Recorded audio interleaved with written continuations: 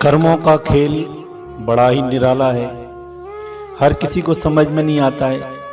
कोई तो कर्मों को मानता ही नहीं है, लेकिन हमारे मानने न मानने से कुछ नहीं होता। ये सच है कि कर्म पीछा नहीं छोड़ते। इसलिए कहते हैं कि कर्म अच्छा करो, जो तुम बोओगे वही तुम्हें काटना पड़ेगा। इसलिए अच्छा बो तो अच्छा ही मिलेगा। आम का पौधा लगाओगे तो आम मिलेगा, और अगर कांटों का पेड़ लगाओगे तो बदले में कांटे ही मिलेंगे। और फिर हम सोचते हैं हमने ऐसा कौन सा कर्म कर दिया, हमने तो कभी किसी का बुरा नहीं किया, कभी किसी के साथ छल कपट नहीं किया, किसी को धोखा नहीं दिया, फिर ये सब हमारे साथ क्यों हो रहा है। हम तो पाठ पूजा भी करते हैं, भगवान को भी मानते हैं, फिर भी हमारे पास मुसीबतों का घर लगा पड़ा है। कोई ना कोई मुसीबत पीछे लगी पड़ी है, पता नहीं चलता। लेकिन ये सब हमारे कर्म हैं जो हमें वापस लौट कर मिलते हैं। एक बार महाभारत में प्रसंग आता है, एक बार भीष्म पितामह जी जब सरसैया पर सोए हुए थे तो उन्होंने भगवान से पूछा, भगवान ये किस कर्मों की सजा मिल रही है मुझे, और जहां तक मैं देख रहा हूं 100 जन्म तक मैं देख सकता हूं। इतना मैंने आपका भजन किया है कि मैं 100 जन्मों तक देख रहा हूं पीछे, तो मुझे लगता है मैंने किसी के साथ छल कपट नहीं किया है, ना मैंने किसी को धोखा दिया है। तो भगवान ने उसको बोला 101 जन्म वहां तक मेरी नजर नहीं जा रही। तो भगवान ने बोला वहां तक मैं देख सकता हूं। तो भगवान से पूछा क्या किया है मैंने ऐसा। तो भगवान ने बोला कि 101 वर्ष पहले आप किसी नगर के राजा थे और शिकार करने के लिए जंगल में गए थे। शिकार करते करते आपको बीच में एक सड़क पर पड़ा हुआ सर्प मिला। आपने वो सर्प उठाकर और उसको अपने बाणों से उठाकर, तीर से उठाकर जोर से फेंका, तो वो कांटों के ऊपर जाके गिरा और कांटे उसके पूरे शरीर में चुभ गए। बस उसी कर्म का फल आज आपको मिल रहा है। तो भीष्म पितामह जी रोने लगे, बोले ऐसा भी होता है, वो तो 101 साल हो गए। तो भगवान ने बोला कर्मों की गति बड़ी गहरी है, इसलिए कर्म सोच समझ के करो। 500 साल पुराना किया हो कर्म या 1000 साल पुराना किया हो कर्म हमको लौटकर जरूर मिलेगा। इसलिए कर्मों का हिसाब हर किसी को देना पड़ेगा, जो माने और जो नहीं माने उसको भी देना पड़ेगा। कोई इससे अपना मुंह छिपा नहीं सकता। इसीलिए एक बार एक सेठ जो बहुत दयालु थे, धर्म कर्म को मानते थे, उनके पास जो भी व्यक्ति आता उधार मांगने उसको वो उधार देते और अपने मुनीम से कहते कि लिख लो कि और उससे पूछ लो कि इस जन्म में देगा या अगले जन्म में देगा। तो जो भगवान को मानते थे, कर्मों को मानते थे, शरीफ थे, वो चुपचाप बोलते थे हम इसी जन्म में दे देंगे। लेकिन जो जिनके मन में छल कपट होता था वो उसको बोलते थे हम अगले जन्म में देंगे। ऐसे सबका हिसाब किताब चलता जाता, लिखते जाते, जो आता लेने उसका हिसाब किताब चढ़ जाता। एक बार उस नगर के सेठ को पता, नगर के जो सेठ था उसकी ये दयालुता देखकर एक चोर को पता चल गया कि ये सेठ है, मूर्ख है, जो लोगों को पैसा देता है और बोलता है कि इस जन्म में दोगे या अगले जन्म में। तो चोर भी वहां पर पहुंच गया लेने, और चोर के मन में पैसा नहीं था, पर चोर के मन में उस सेठ की तिजोरी देखनी थी। लिए तो सिर्फ उसने, चोर ने 100 रुपए, और उसको बोल के आया मुनीम को कि मैं अगले जन्म में दूंगा। अगला जन्म हर कोई नहीं मानता, जैसे कर्मों को नहीं मानता कोई, तो पुनर्जन्म को भी हर कोई नहीं मानता है। लेकिन सनातन धर्म में पुनर्जन्म को माना गया है, कर्मों को माना गया है। तो चोर ने पैसे लेकर और चला गया और तिजोरी को देख गया। रात को फिर चोर उसी घर में चोरी के ख्याल से उसने पहुंच गया और भैंस के तबेले में जाके छिपकर बैठ गया। थोड़ी रात हुई तो उसने क्या सुना, आपस में भैंसें बात कर रही हैं। देखो भगवान जब किसी को सुनाना चाहता है तो ऐसा भी भगवान उसको ऐसा बना देता है। तो भैंसें आपस में बातें कर रही हैं, पूछ रही हैं एक दूसरे, भाई आप कब आए हो, बहन आप कब आई हो? तो बोला मैं तो अभी आई हूँ, मेरे को तो अभी 1 साल ही हुआ है। तो बोला कैसे? बोला मैंने सेठ से कर्ज लिया था और मेरे मन में कपट आ गया कि मैंने मुनीम को बोला कि मैं अगले जन्म में दूंगी।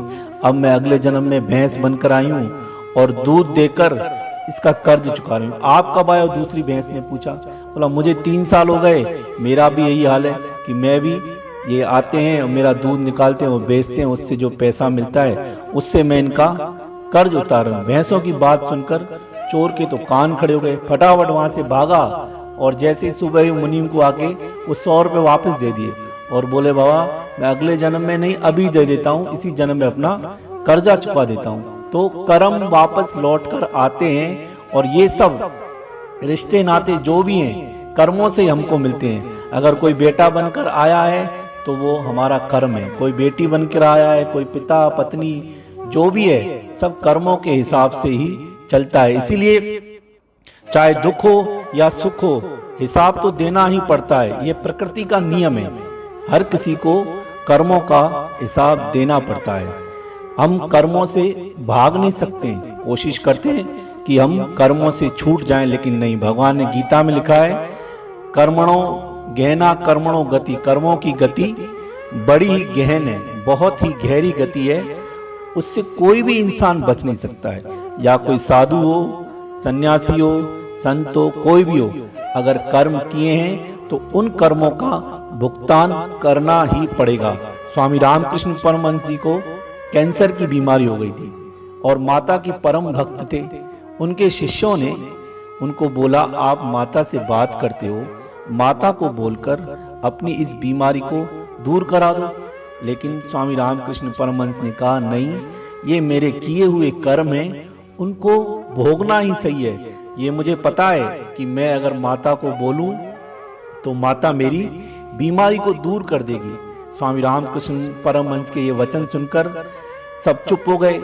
कुछ दिन के बाद स्वामी विवेकानंद महाराज ने जाकर माता से प्रार्थना की कि माता तुम मेरे गुरुजी को जो बीमारी है वो दूर कर दो। तो मूर्ति से आवाज आई कि मैं दूर तो कर दूं, लेकिन अगर इस जन्म में नहीं भोगा तो अगले जन्म में इसको डबल होकर मिलेगी। बोलो ये आपको मंजूर है, मैं हटा दूं? तो स्वामी रामकृष्ण परमहंस के शिष्य स्वामी विवेकानंद महाराज ने ये बात सुनी तो वो चुप हो गए। बोला नहीं, मेरे गुरुजी को जो लिखा है उसको भोगने दो, भोगना पड़ेगा ही। और अंत तक जब तक उनका शरीर था उनको उस तकलीफ से, स्वामी रामकृष्ण परमहंस को उस तकलीफ से गुजरना ही पड़ा। और जब तक शरीर था वो भोगे और भोगने के बाद फिर कुछ समय के बाद वो बीमारी उनकी हट गई। तो हमारे शरीर में जो पीड़ा आती है, दुख आता है, उसके पीछे कहीं ना कहीं हमारे कर्म ही होते हैं। क्यों कहते हैं कि बाबा किसी का दिल मत दुखाओ, किसी को चोट मत पहुंचाओ? वो इसलिए कहते हैं कि हम अपना कर्म अच्छा करें तो बदले में हमको अच्छा ही मिलेगा। अपने कर्म ऐसे करो कि वो जब भी लौट कर आए तो अच्छे कर्म बनकर आए। अगर गलत कर्म करोगे, किसी के साथ छल कपट, किसी के साथ धोखा, जिसको भी धोखा मिलता है, किसी के साथ कपट होता है, तो ये सब हमारे कर्मों का ही हिसाब है। आज लोग कहते हैं कि हम इतनी पाठ पूजा करते हैं, भगवान को मानते हैं, फिर भी हमको सुख नहीं मिलते। और जो दारू शराब अय्याशी करते हैं वो लोग सुख भोग रहे हैं। क्यों? वो उनका किया हुआ कर्म है। पिछले जन्म में उन्होंने अच्छे कर्म किए, वो अब मजे कर रहे हैं। हमने कुछ ऐसे कर्म किए जिसके कारण हमको अभी सब करना पड़ रहा है पर मिल नहीं रहा है। और वो कुछ नहीं करे, उनको बैठे बैठे सब कुछ मिल रहा है। मजदूर है, सारा दिन मजदूरी करता है, तब जाके उसको 400-500 रुपए मिलते हैं। और एक इंसान है जो कुछ नहीं करता है, सिर्फ बैठा है पलंग पर और उसको लाखों करोड़ों रुपए मिल रहे हैं। क्यों? वो उसका कर्म किया हुआ है।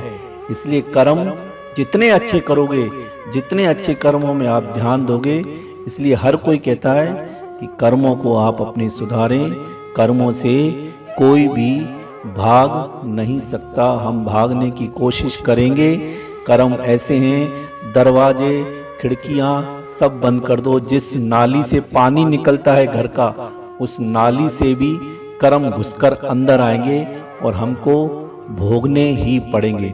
इसलिए सावधान, अपने कर्मों की तरफ ध्यान दो कि मेरे कर्म के द्वारा किसी का दिल तो नहीं दुखी हो रहा है, मेरे कर्म के द्वारा कोई परेशान तो नहीं है। या घर हो या बाहर हो, किसी को भी अपने कर्म के द्वारा किसी को पीड़ित नहीं करो, नहीं तो वो कर्म हमको लौट कर आएगा और राई के बदले पहाड़ बनकर आएगा और हम तब डर जाते हैं, अरे ये कैसे होगा, मैंने तो कभी किसी का दिल नहीं दुखाया। लेकिन ऐसा नहीं है, कहीं ना कहीं हमारे कर्म ही हमारे सामने आकर, जैसे मिरर के सामने हम खड़े होते हैं और हमें अपनी परछाई या शक्ल दिखाई देती है, ऐसे ही कर्म हमारे सामने आकर खड़े हो जाते हैं। इसलिए सावधान, अच्छे कर्म करो, किसी का दिल मत दुखाओ और मस्त रहो।